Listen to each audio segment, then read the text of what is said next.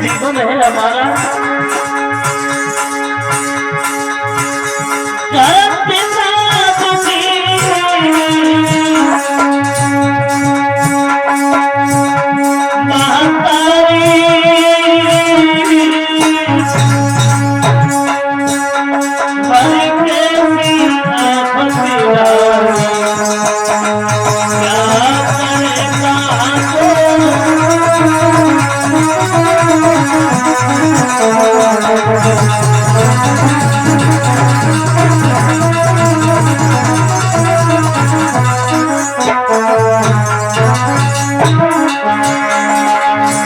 सोचने लगे रोहतास हमारे पिताजी ने पहले नहीं सोचा था।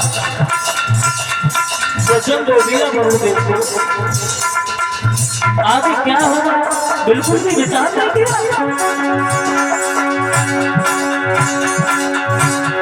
पहले नहीं सोच विचार किया,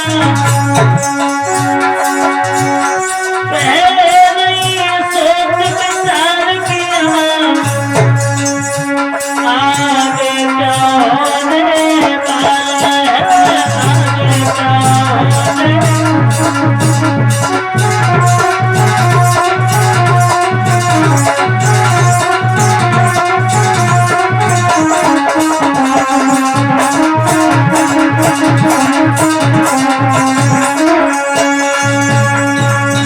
सोचने लगे रोहतास हमारे पिताजी ने पहले से कुछ सोचा समझा नहीं, यही नहीं सोचा महाराज मोड़ को बचत तो दे दिया है, आगे क्या होगा कुछ विचार किया। लेकिन कोई बात नहीं, हम जा रहे हैं, आगे बढ़े हैं तो रास्ते में इंद्र मिले हैं, कहा तुम जाओगे, वरुण देवता ठहरे हुए हैं, तुम्हें पता यज्ञ होगा और उसी यज्ञ में तुम्हें चला दिया जाएगा, अकेले नहीं। एक तुम्हें बात बताते जो अधिकृत ब्राह्मण देव हैं उनके पास में उनके 3 पुत्र हैं, और तुम्हें एक काम करना, थोड़ा लालच ये दे देना, कुछ दौलत अपने पिताजी से दिलवा देना, उसके बदले में एक पुत्र उनसे ले लेना, तो भी उनके पास 2 पुत्र बने रहेंगे और तुम्हारी जान बच जाएगी। अपने बदले में उसे चला देना कि वरुण देव ने तुम्हें देखा तो है नहीं। चले हैं आगे बढ़कर के पहुंच गए, अधिकृत ब्राह्मण देव के पास पहुंच करके कहने लगे महाराज मैं दास लेकर के तुम्हारे पास आया हूँ। क्या आस ये है कि तुम्हारे 3 पुत्र हैं? बोले एक पुत्र हमें दे दो। कहने लगे अधिकृत ब्राह्मण देव बड़ा पुत्र ये किसी को दे नहीं सकते, ये बहुत प्यारा है, हमारी रानी से पूछो। रानी के पास में जब रोहतास रहे तो रानी ने कहा छोटा लड़का हमें बहुत प्यारा, ये हम किसी को नहीं दे सकते। बीच वाले जो थे सुना से वो वही खड़े जो देखा है, न हम माँ को प्यारे हैं न हम पिता को प्यारे हैं। रोहतास तुम एक काम करो, हमारे बदले में हमारे माता पिता को सौगात दिलवा दो। मेरा ये शरीर उस यज्ञ में जल जाएगा तो ये मेरा शरीर पवित्र हो जाएगा। वैसे भी शरीर का होना क्या है, एक न एक दिन ये माटी में मिलना है, और धर्म के काम में जो आ जाएगा तो मेरा शरीर ये पवित्र हो जाएगा। चलिए रोहतास सुना से इसको लेकर के आगे बढ़े हैं तो रास्ते में विश्वामित्र मिले, कहने लगे कहाँ जा रहे हैं सुना से?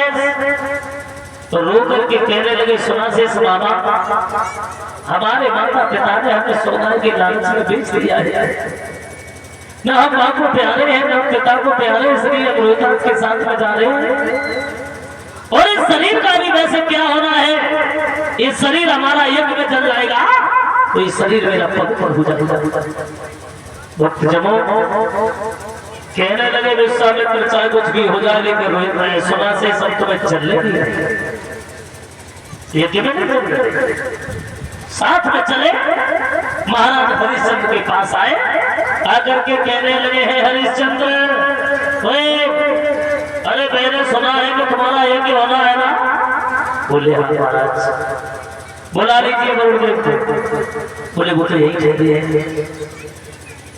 विश्वामित्र वरुण देव के पास में पहुंचे हैं, कहने लगे हैं महाराज हरिश्चंद्र के घर में तुम्हारा एक ही होना है। बोले हाँ। बोले तो एक ही हम करवाएंगे।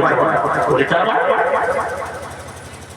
इधर भक्त को बताया ये जाता है एक ही जब करवाया है विश्वामित्र ने तो वेद मंत्रों के द्वारा वो संपूर्ण एक ही करवा दिया गया। महाराज वरुण को बहुत खुश कर दिया, इतना खुश कर दिया जो वरुण देव रोहिदास की याद तक भूल गए कि हरिश्चंद्र का पुत्र भी जन्मा से वरुण देव बड़े प्रसन्न है। विश्वामित्र कहने लगे महाराज कोई कमी तो नहीं है कि मैं? बोले महाराज कोई कमी नहीं है, ऐसा यज्ञ तो मैंने पहली बार देखा, बहुत अच्छा तुम्हारा। लेकिन विश्वामित्र हम तुम कुछ देना चाहते हैं।